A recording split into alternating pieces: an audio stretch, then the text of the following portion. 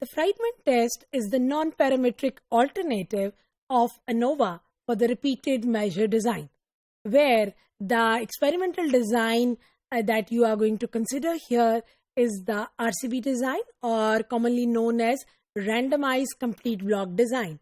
So students, if you have certain situation where your experimental design is RCB design and you wanted to make the comparison between several groups that are independent to each other, then we make use of the Friedman test. Now, as you have already learned that how to enter the variables, how to follow the procedure for following the Friedman test under the SPSS software, now we would be finally interpreting the results that we will obtain after following the procedure of Friedman test under SPSS software. So the problem in hand is the study conducted by Hall et al. In 1970. They would have to compare the three methods of determining the serum amylase values in patients with the pancreatitis. So we would have to compare that whether the three groups they indicate a difference among the three treatment procedures.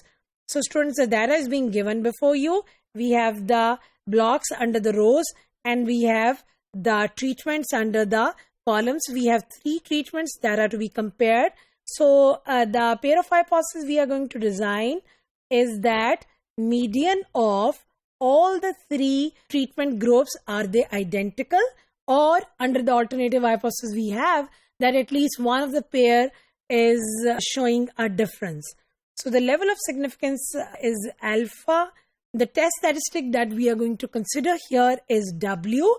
And after following the procedure under SPSS for the Friedman test, we will be obtaining a p-value. So p-value is the probability of extreme that we will be obtaining after following the procedure of Friedman test under SPSS. So students, agar aap dekhiye, we have asked for the descriptive statistics. So method 1 mein agar aap dekhiye, iski jo average hai, that is 1133, whereas for method 3 it is 1678. So it is maximum for method 3 than for method 1, and finally we have the less average for method 2, and we wanted to make the comparison between these three treatment procedures for curing the pancreatitis.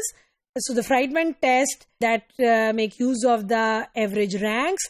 So the maximum rank sum is being calculated for method 3, followed by 2.17 for method 1, and the minimum 1 for the method 2. Now students, by making use of these ranks, Friedman test is being calculated. Friedman test, as we know, that it follows the chi-square test. So students, if you remember, we have talked about the Friedman test कि अगर आपकी blocks or treatments अगर required जो आपको हैं किसी भी particular data set में, if they are not available in the Kendall's coefficient of concordance table, then we can make use of the chi-square test. So here the SPSS software, it has employed the chi-square test for testing the comparison between these three treatment procedures, and its p-value comes out to be 0.000.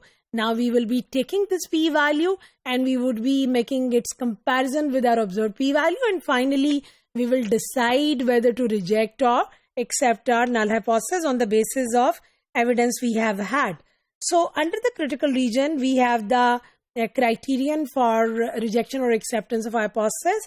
So students, we are going to reject our H0 if our calculated p-value that we will obtain under the output of SPSS, if it is less than our observed p-value, which is alpha, and in our case it is 0.05, then we will be rejecting our null hypothesis. So as you have observed that the p-value that we have obtained under the SPSS, it comes out to be 0.000. That is less than our observed p-value, 0.05. So there is insufficient evidence to accept H0. That means we are going to reject our null hypothesis on the basis of the evidence we have had, and we are going to conclude that the three methods, they do not all yield the same results. That means they are different from each other.